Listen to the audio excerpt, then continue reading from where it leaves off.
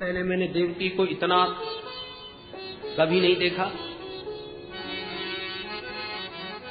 क्यों ना इसको मार दूं। मैं समझ गया कि देवकी के गर्भ गुहा में मेरा शत्रु प्रविष्ट हो चुका है। आहै समे प्राण हरो हरिर गुहाम ध्रुवम श्रितो यन्न पुरी यमीदृशी। ये देवकी पहले मैंने इतनी सुंदरी और इतनी तेजस्विनी कभी नहीं देखी। इसका मतलब मैं प्राण हर हरिर गुहाम, मेरा जो प्राण हरता हरि है वो देवकी के गर्भ गुहा में आ चुका है। किमद्य तस्मिन करणीयम, अब ऐसी स्थिति में मुझे क्या करना चाहिए? एक ही उपाय समझ में आता है, मार देना चाहिए। फिर ध्यान आता है नहीं नहीं, स्त्रिया स्वसुर गुरुमत्या बधोयम। ये केवल स्त्री मात्र थोड़ी है, मेरी बहन भी तो है, मेरी बहन है, गर्भवती है, इसके मारने से स्त्री वध होगा, बाल वध होगा, कितना बड़ा कलंक मेरे जीवन में लगेगा। अरे मरना तो एक दिन पड़ता ही है, और मरने के बाद मेरे जैसे पापियों को दुनिया बरसों तक गाली देती है। अब देखिए कैसे विचार कंस के मन में आ रहे हैं, क्योंकि देवकी के सन्मुख खड़ा है तो हरि का सामना हो रहा है, गर्भस्थ गोविंद का सन्मुख खड़ा है, इसलिए इसके भाव में बड़ी सात्विकता आने लगी। पाप से डरने लगा, बहन की हत्या नहीं करना चाहिए, बाल हत्या नहीं करना चाहिए, कलंक जीवन में इतना लगेगा कि धोते नहीं बनेगा। अरे छोड़ो, इतने मर गए, इसको भी ठिकाने लगाई दूंगा, सोच के चला जाता है। और जब घर पहुंचता है तो माथा गर्म हो जाता है, खतरा नहीं लेना चाहिए। और जब देवकी के सामने आता है तो विचार बदल जाता है। स्थिति ये हो गई परीक्षित कि आसीन संविशंस्तिष्ठन् भुंजान पर्यटन महीन चिंतयानो ऋषिकेशम अपश्यत तन्मयम जगत। बैठते उठते चलते फिरते खाते पीते सोते जागते 24 घंटे काला काला मुरली वाला इसकी आंखों में नाचने लगा। चिंतयानो ऋषिकेशम अपश्यन तन्मयम जगत, चारों तरफ उसे वही नजर आता है हरि। पर देवताओं ने जब देखा कि देवकी मां के गर्भ में गोविंद आ गए, तो चलो स्वागत गान करें, भगवान का सम्मान करें।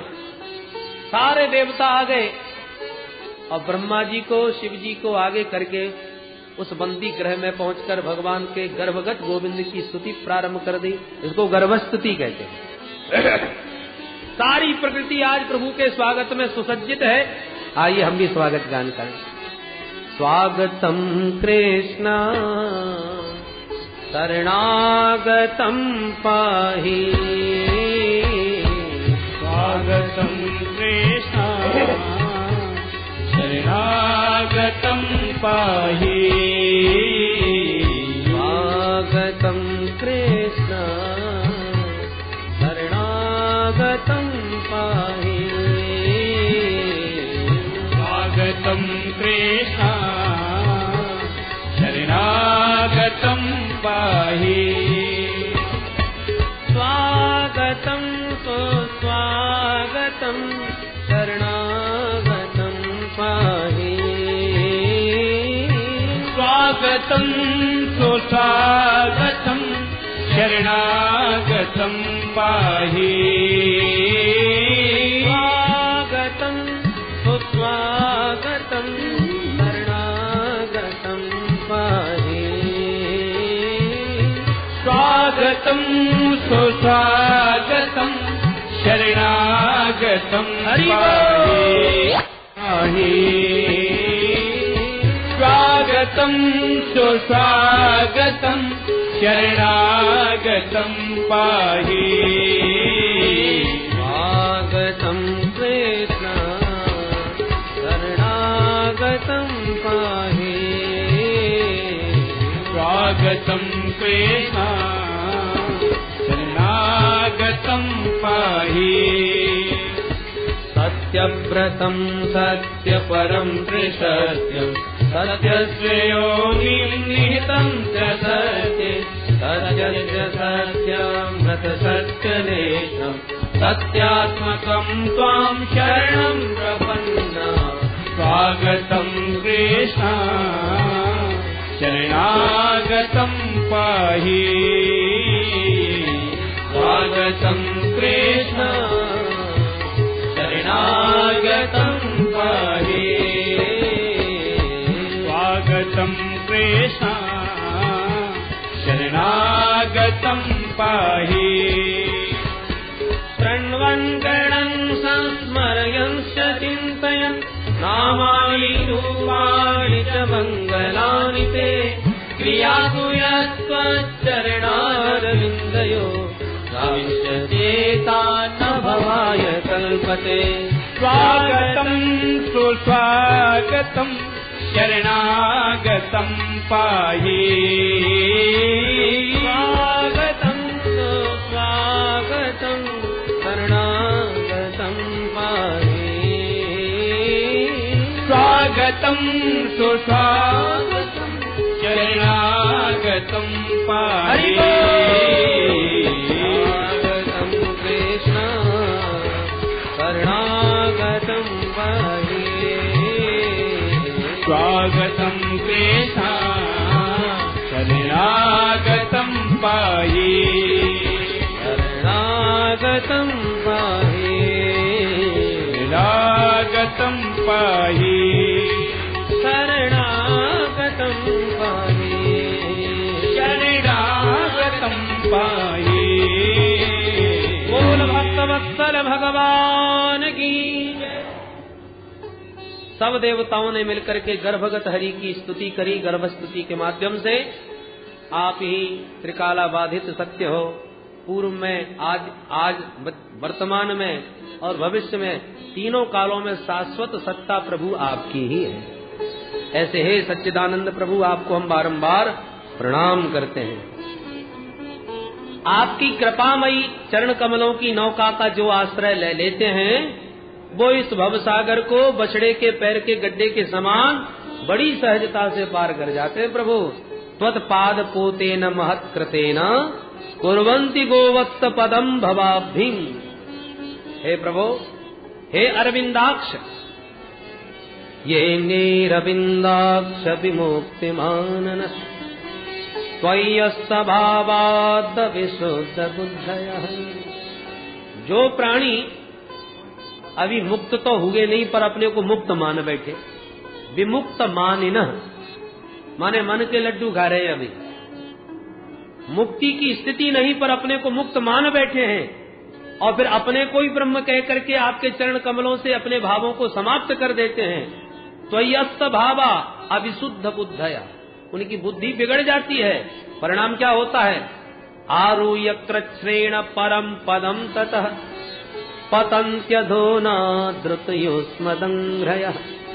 बड़ी कठिनाई से, बड़ी साधना करते करते साधना की बहुत ऊंचाइयों तक पहुंच तो जाते हैं, पर थोड़ी सी असावधानी से पतन्त्यधा, धड़ामदी से नीचे गिरते हैं और बेचारे धूल चाट जाते हैं।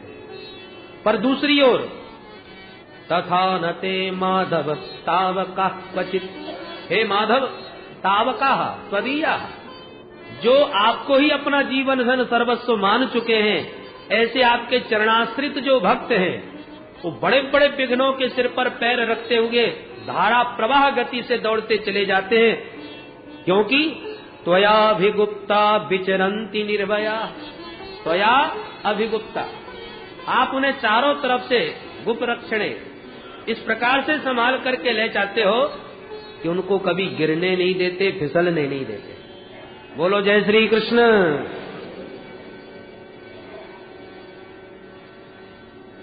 कुछ लोग गोवर्धन की परिक्रमा लगाने आए ब्रज में, 7 कोस की परिक्रमा लगाई सुबह से शाम तक। बाद में बेचारे हारे थके कमर पकड़े बैठे, हे भगवान अब तो एक कदम भी नहीं चला जाता। 5 साल का एक बच्चा भी उनके साथ आया था, वो उछल कूद कर रहा था। किसी ने पूछा, बेटा तू भी गया था परिक्रमा देने? बोले हाँ। तूने भी परिक्रमा दी? बोले हाँ। फिर तू क्यों नहीं थका? बोले हम तो पिताजी के कंधे पर बैठ के गए थे। तो यात्रा तो उसकी भी हुई पर थकान कहीं भी नहीं। क्यों? बोले अपने पैरों पर हम चले ही नहीं। तो जो अपने बल का गर्व लेके चलेगा वो गिरेगा भी, थकेगा भी, फिसलेगा भी, अनेक प्रकार की समस्याएं सामने हैं। और जो गोविंद की कृपा के बल पर चलेगा वो बड़े बड़े विघ्नों के ऊपर पैर रखता हुआ दौड़ता चला जाए, उसे कुछ भी पता नहीं चलेगा। त्वया अभिगुप्ता विचरन्ति निर्भया। इसलिए प्रभु आपके भक्तों का कभी पतन नहीं होता। इसी का अनुवाद रामायण में किया गोस्वामी जी ने। जे ज्ञान मान विमुक्त तव भव हरनि भक्ति न आदरी। जे ज्ञान मान विमुक्त तव भव हरनि भक्ति न आदरी। ते पाय सुर दुर्लभ पदारपि भरत हम देखत हरि। ये पाय सुर दुर्लभ पदारपि भरत हम देखत हरि। ये ज्ञान मान विमत्त, जो ज्ञान के अभिमान में उन्मत्त होकर के भव हरनि भक्ति न आदरी, भव का हरण करने वाली भक्ति का आदर करना छोड़ देते हैं। उन ज्ञानाभिमानियों का क्या होता है? ते पाय सुर दुर्लभ पदादपि, वो ब्रह्मादिक ब्रह्मलोक के पदों को प्राप्त करने के बाद भी परत हम देखत हरि, उनको गिरते हुए फिसलते हुए हे हरि हमने देखा है। ये वेद भगवान प्रभु की स्तुति करते हुए उत्तरकांड में कहते हैं। इसलिए भगवान के चरण कमलों का आश्रय लो। कैसे लें? बोले शृण्वन् गृणन् संस्मरयंस चिंतयन्। भगवान की लीलाओं को पहले खूब सुनो, और कोई सुनाने वाला ना मिले तो जो मिले उसको तुम ही सुनाना प्रारंभ कर दो। पर न कोई सुनने वाला मिले न सुनाने वाला, तब क्या करें? बोले संस्मरयंस चिंतयन्, भगवान की लीलाओं का स्मरण करो, चिंतन करो। स्मरण और चिंतन में क्या भेद है? अप्रयत्न चित्त व्यापार स्मरणम और सप्रयत्न चित्त व्यापारो चिंतनम। जिसको याद करने के लिए चित्त पर जोर लगाना पड़े उसका नाम चिंतन, और जो बिना चित्त पर जोर दिए ही याद आ जाए उसका नाम स्मरण। तो भगवान की लीलाओं का स्मरण करो, कदाचित विस्मरण हो रहा हो तो चिंतन करो, चित्त पर जोर दे करके उसे याद करो। और इस प्रकार से जिसने अपने चित्त को गोविंद के चरण कमलों में चिपका लिया वो फिर भवाटवी में कभी नहीं भटकता। आविष्ट चेता न भवाय कल्पते। बड़ी सुंदर स्तुति करने के बाद अंतिम श्लोक में देवताओं ने देवकी माँ की भी स्तुति गाई। दिश्यामते कुक्षगतः परः पुमान्। हे माँ, आप कितनी भाग्यशालिनी हैं कि जो अनंत कोटि ब्रह्मांडों का अधिनायक नारायण है, जो सबको पेट में धर के सो जाता है प्रलय के समय, वो परमात्मा तेरे पेट में समा गया, तेरे उदर में आ गया माँ। इसलिए अब तुम्हें कंस से डरने की आवश्यकता नहीं। माँ भूत भयम भोजपतेर मुमूर्षः। अब भोजपति कंस को तुम मरा हुआ ही समझो, निश्चिंत रहना। यो समझा बुझा करके ब्रह्मा शिव को आगे करके सारे देवता अंतर्धान हो गए। अथ सर्वगुणोपेतः कालः परम शोभनः। अब भगवान के प्राकट्य का शुभ समय आ गया। काल के नाम से हृदय कांप जाता है, बहुत खतरनाक होता है, पर आज भगवान के जन्म के अवसर पर कालः परम शोभनः, काल भी परम सुंदर बन ठन के सज धज के आया है। भादों का महीना आ गया, कृष्ण पक्ष आ गया, अष्टमी तिथि आ गई, बुधवार आ गया, रोहिणी नक्षत्र आ गया, हर्षण योग आ गया, बब कर्ण आ गया, मध्य रात्रि 12 बजे का समय आ गया। उस अर्धरात्रि में भगवान अचानक देवकी वसुदेव जी के सन्मुख चतुर्भुज दिव्य नारायण रूप में प्रकट हो गए। वो लक्ष्मी नारायण भगवान की जय। उस अद्भुत बाल छवि को देख करके सबने हाथ जोड़े, देवकी वसुदेव स्तुति करने लगे। तम अद्भुतम बालकम अम्बुजे क्षणम चतुर्भुजम संग गदायुधायुधम। तम अद्भुतम बालकम बीच। इस अद्भुत बालक को देखा। अद्भुत क्यों? बोले बच्चे 2 हाथ वाले होते हैं, ये 4 हाथ वाला है, अद्भुत तो है। बालक जन्म लेते समय आंख बंद किए रहते हैं, ये अम्बुजे क्षणम, कमल जैसी आंख वाला है। बालक नग्न पैदा होते हैं, पर ये तो पीताम्बरम, पीताम्बर पहने आया है। बालक निहत्ते होते हैं, पर ये तो शंख चक्र गदा पद्म लिए खड़ा है। हर प्रकार से अद्भुत बालक है। ऐसे अद्भुत बाल उस दिव्य छवि को देखकर वसुदेव जी ने प्रणाम किया। विदितोषि भवान साक्षात पुरुषः प्रकृतेः परः। मैं पहचान गया आप प्रकृति से परे साक्षात परम पुरुष साक्षात प्रभु नारायण हो। केवलानुभवानंद स्वरूप सर्वबुद्धि दृक्। आप तो साक्षात आनंद स्वरूप हो। प्रभु देवकी मैया डर रही है मन में, वसुदेव जी को बार बार संकेत कर रही हैं, जल्दी कीजिए महाराज, मेरा भैया ना आ जाए। तो भगवान हंस करके बोले, माता जी मामा जी की चिंता मत करो, मेरे हाथ में सुदर्शन चक्र है, अभी जो कहना है आप भी कहो, जब बाल रूप में आ जाऊं तब मेरा ध्यान रखना। तब तो देवकी माँ का भी साहस बढ़ गया। कंसात भीता सुचिस्मिता, कंस का भय भाग गया, मुख पर मुस्कान आ गई और हाथ जोड़ के मैया ने भी स्तुति करी। प्रभु मृत्यु रूपी नागिन प्रत्येक प्राणी के पीछे पड़ी है, जब तक जीव भागता भागता आपके चरण कमलों की सुखद छाया का आश्रय ग्रहण न कर ले, तब तक मृत्यु रूपी नागिन उसका पीछा नहीं छोड़ती। मर्त्योर मृत्यु व्याल भीतः पलायन लोकान सर्वान निर्भयम नाद्य गच्छन् त्वत्पादाब्जं प्राप्य अद्रक्षयाद्य स्वस्थः सेते मृत्युरसमादपैति। मृत्यु रूपी भयंकर रोग सबको भयाक्रांत करता है।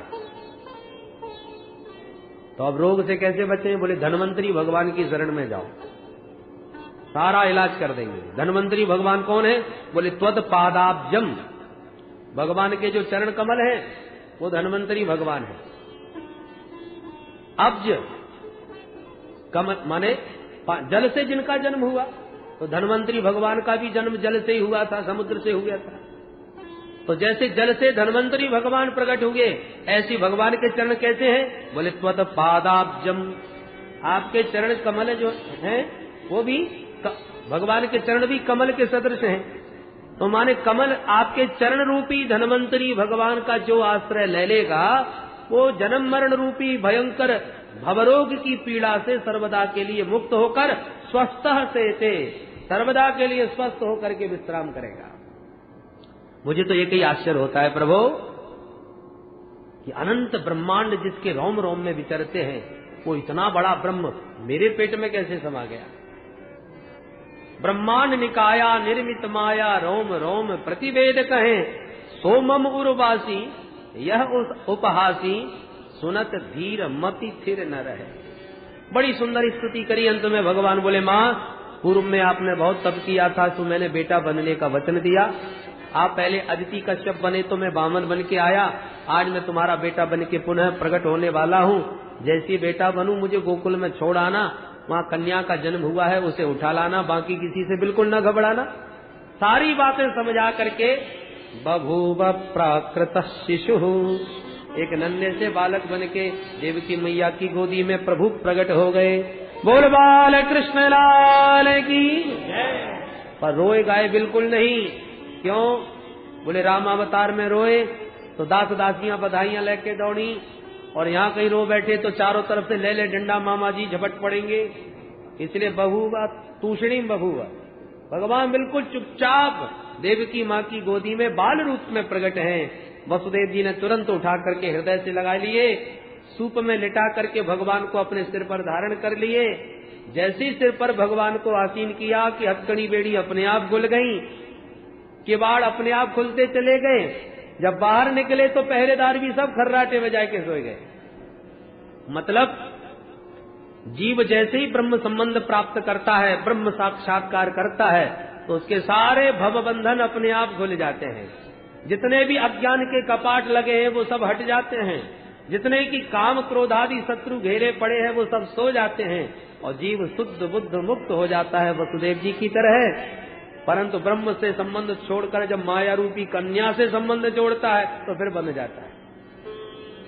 वसुदेव जी जैसी लाला को लेके चले तो आकाश के मेघ मंडलों ने देखा, वाह हम भी सांवले, हमारे प्रभु भी सांवले, हम भी घनश्याम और ये भी घनश्याम, तो चलो इनका स्वागत करें। कैसे? भगवान ने छूट दे रखी है, पत्रम पुष्पम फलम तोयम जो हो तुम्हारे पास वही दो। मेघों ने कहा हमारे पास तो जल है, तो चलो जल ही देते हैं। तो बवर्ष पर्जन्य उपांशु गर्जित ते स्वर्णगार बारिणी बारयन भणई। मेघमंडलों ने पानी की मंद मंद फुहारें छोड़नी प्रारंभ कर दी स्वागत में। शेष भगवान को लगा सरकार छोटे से हैं और ये पानी बरसा रहे हैं, तो शेषोन्वगात वारिणी बारयन फणई ही अपने 1000 फन तान करके छत्र तान कर जल वृष्टि को रोकते हुए वसुदेव जी के पीछे पीछे चल पड़े। जैसे यमुना महारानी ने देखा मेरे प्राणधन प्रियतम पधार रहे हैं, तो बिना पाद प्रक्षालन किए नहीं जाने दूंगे। उमड़ घुमड़ के जमुना जी का जल वसुदेव जी के कंठ तक आ गया। प्रभु जान गए देवी जी को चरण छूने की पड़ी है और पिताजी डूबे जा रहे, तो तुरंत अपना श्री चरण नीचे को लटका दिया और जैसे ही चरण कमलों का स्पर्श जल से हुआ कि पाद प्रक्षालन करके यमुना वसुदेव जी के घुटनों के बराबर हो गई। बोले यमुना महारानी की।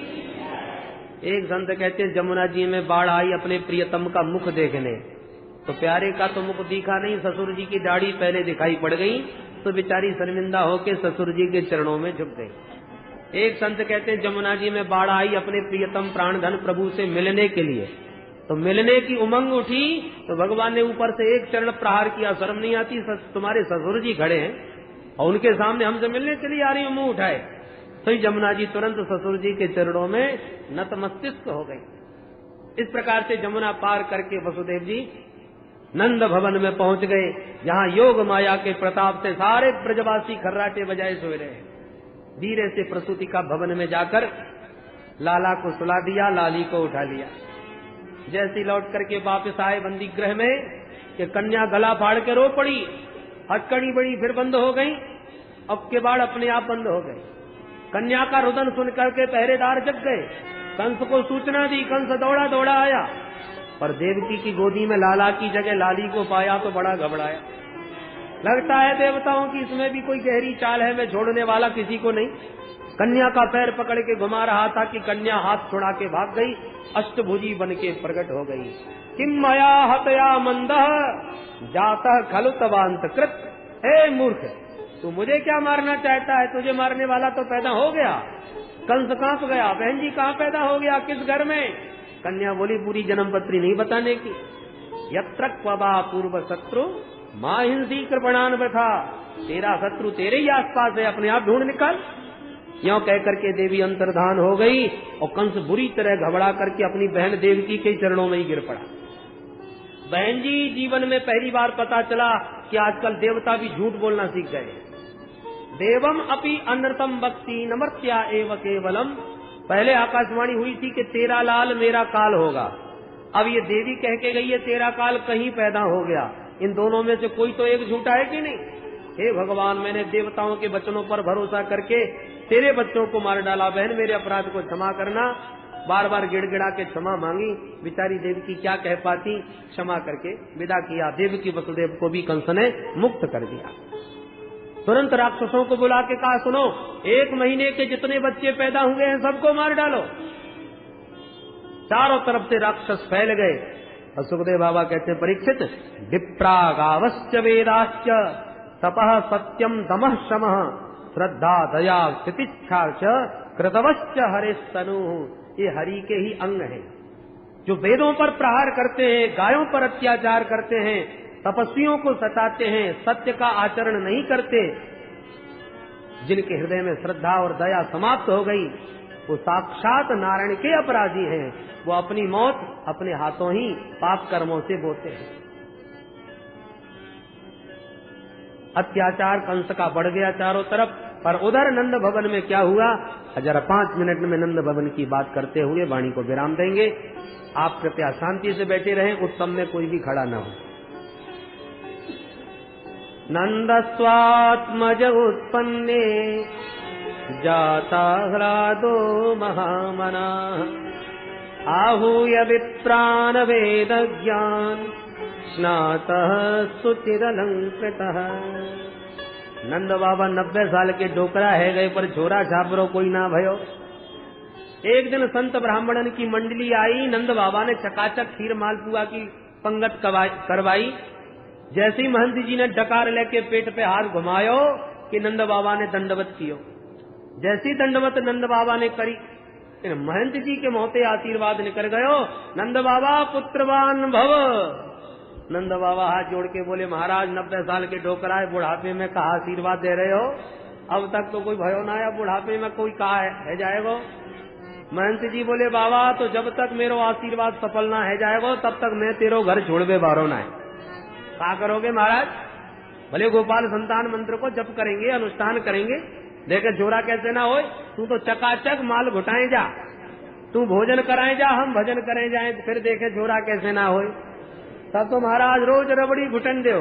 नंद बाबा ने भंडारे खोल दिए, आपके आशीर्वाद से 9 लाख गैया हैं, दूध दही के भंडारे भरे पड़े महाराज, प्रेम से पाओ।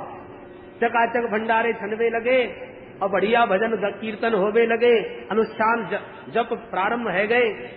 उन संत ब्राह्मण के आशीर्वाद को चमत्कार भयो, यशोदा रानी को परम लाभ प्राप्त है गयो।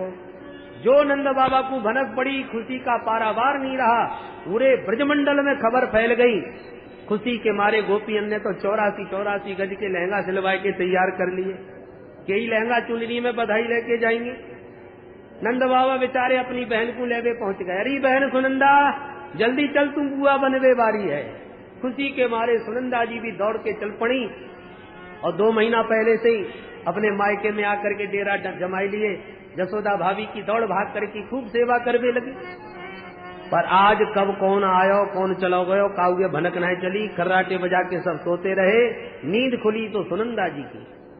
सुनंदा जी ने देखा कि आज घर के दरवाजे कैसे खुले पड़े हैं, भाभी जी अब तक कैसे ना जगी।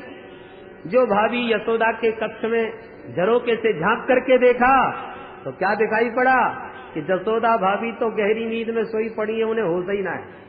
और एक नील कमल जैसा नन्ना सा लाला किलकारियां भर रहा है पास में। जो सुनंदा जी ने दौड़ करके भीतर प्रवेश किया और लाला की आभा प्रभा शोभा को निकट जाके निहारा, खुशी के मारे उछल पड़ी, है गो करके चिल्लाती भई दौड़ी। ग्वाला सब दौड़े दौड़े आ गए, का भयो, मुंह पे हाथ धर के बोली कछू ना भयो। अरे तो फिर काय क्यों चिल्लाई? बोले मैं बाद में बताऊंगी, पहले ये बताओ मेरे भैया कहाँ हैं? अरे नंद बाबा तो अथाई पर बैठे ग्वालन के संग माला सटकाए रहे होंगे। सुनंदा जी ने दौड़ लगाई तो क्या देखती है, नंद बाबा बैठे बैठे माला सटकाए रहे और माला में मंत्र कौन सा जप रहे, अबई तो भयो नाय, आगे पतो नाय, अबई तो भयो नाय। सबरे मंत्र भूले भय है बेचारे नंद बाबा। जैसे ही सुनंदा जी आई, अरे भैया तुम माला सटका रहे हो, मैं कहाँ कहाँ भागती डोल रही हूँ, तुम्हें ढूंढती। अब तो नंद बाबा सावधान होके जी बोले, जल्दी बता बात का है। बोले भैया पहले आप बताओ मेरी इनाम कहाँ है। अब तो नंद बाबा की धड़कन और तेज हो गई। अरे बहन तेरी, ले ये रख दई तेरे हाथ में तिजोरी की चाबी, जो अच्छा लगे तू सब ले ले, अब देर मत लगा, जल्दी बता। सुनंदा जी समझ गए कि भैया आतुर हैं सुनने के लिए। तब कान में आके कहा, भैया तेरे घर में लाला को जन्म है गयो, बोल नंद के लाला जय। खुशी के मारे नंद बाबा इतनी जोर से उछल पड़े जैसे 16 साल के छोरा हो, अपनो बुढ़ापो बिल्कुल भूल गए। उपनंद बोले, भैया अब बोलो उत्सव कैसे मने? नंद बाबा बोले, पहले पंडित जी बुला के लाओ। आहूय विप्राण वेद ज्ञान नातः सुचिर अलंकृत। दौड़ करके उपनंद ने ब्राह्मणों को संकेत दिया, महाराज जी जल्दी चलो, आपको आशीर्वाद सफल है गयो। अब तो ब्राह्मण बड़े प्रसन्न, तुरंत दौड़ के यमुना में सबने स्नान किया, भस्म चंदन लगा के पोथी पत्रा दबा के दौड़े दौड़े सब ब्राह्मण आए और सब ब्राह्मणों ने आकर के उच्च स्वर से स्वस्ति वाचन बोलना प्रारंभ कर दिया। स्वस्ति न इंद्रो वृद्धश्रवाः, स्वस्ति नः पूषा विश्ववेदाः, स्वस्ति नस्तारक्षो वारिष्ठनेमिः, स्वस्ति नो बृहस्पतिर्दधातु, द्यौः शान्तिरन्तरिक्षगुं शान्तिः, पृथिवी शान्तिरापः शान्तिरोषधयः शान्तिः, परस्परं कथया शान्तिर्विश्वे देवाः शान्ति ब्रह्म शान्तिः सर्वं शान्तिः शान्तिरेव शान्तिः सावा शान्तिरेधि। सभी ब्राह्मणों ने स्वाचित्वा स्वस्तयनम जात कर्मात्मजस्य वही कारयामास विधिवत पितृदेवार्चनम तथा। नंद बाबा से बोले जल्दी तू भी नहा धो के आ जा। नंद बाबा ने दौड़ लगाई जमुना जी में, हर हर गंगे 108 डुबकी लगाई। महाराज नहा लियो मैंने, अब बोलो। बोले अब जल्दी से नए कपड़ा पहन के आ जा। नंद बाबा जैसी भीतर घुसे, एक छोरा बोलो बाबा